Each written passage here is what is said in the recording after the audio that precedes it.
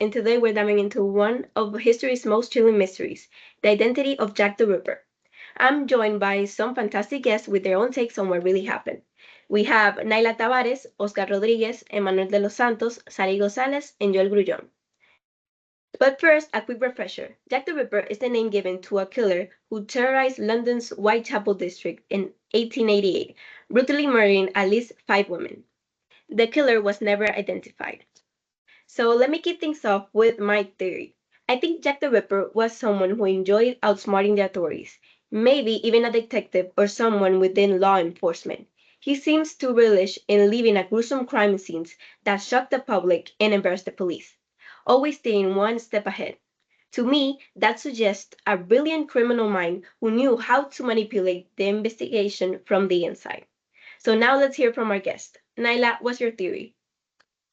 Thanks, Helen. I always believed that Jack the Ripper must have been a medical professional.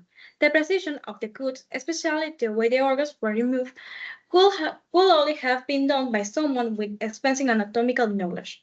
Performing such detailed mutilation in near darkness, on the screen, and in such a short time, it must have required surgical skill. The autopsies showed that the killer would have known exactly where to cut to remove specific organs quickly, which ruled out the idea of an amateur. To me, this points directly to someone with a medical background, possibly a surgeon or a mortician. The Tullius also suggests as they must have been, especially not something an ordinary person could get their hands on. Great insight. Oscar, you got a different theory, right? What's your take? Yeah, I believe Jack the Ripper must have been a local resident. When you look at how he was able to evade capture, it could only have been because he knew Whitechapel, like the back of his head. We are talking about narrow alleyways, cramped streets, and a neighborhood where a stranger would stick out.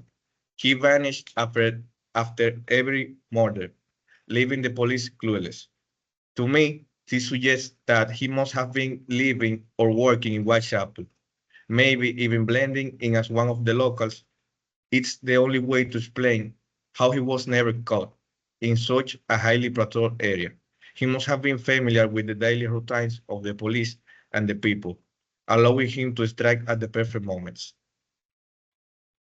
Interesting point. Knowing the local layout would have given him a huge advantage. Now, Emmanuel, your theory takes things in a very different direction. Let's hear it. Well, my theory is a bit more controversial. I think Jack the Ripper could have been connected to the British royal family. There's a theory that suggests the murder must have been part of cover-up to protect royal figure. Some say that woman killer were somehow connected to a scandal involving the prince, and that the murders were done to silence them. While it sounds far-fetched, the idea that they might have been covered up makes sense when you consider the secret around the case. There were strange decisions made by the police at the time, almost like they were deliberately muddying the waters if someone powerful was involved. The authorities could have been pressured to protect that person, which is why the case was never officially solved. That's definitely one of the more intriguing theories out there. Sarai, I know you got a more practical take on this mystery. What do you think? Yes, Helen, thank you. I tend to think that Jack the Ripper might have been a police officer. Because think about it. He was never caught and the police were baffled, even though they were actively patrolling the area during the murders.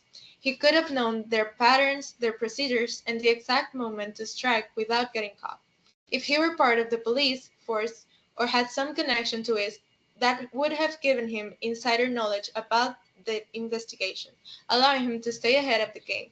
And who better to know how to stage a crime scene in a way that confuses other officers than someone who understands how the police operates? It's a theory that explains a lot about how he got away with every time.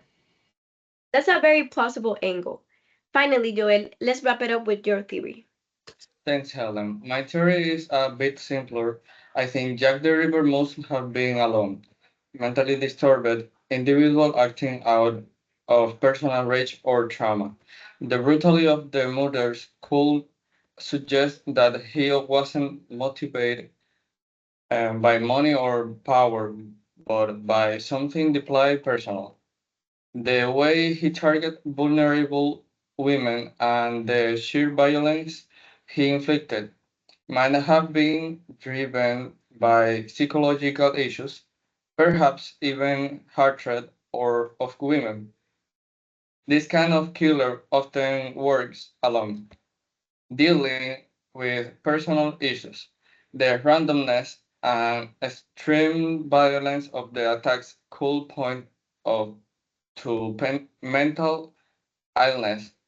The fact that he stopped after five victims might mean he either passed away or was sent to a mental institution.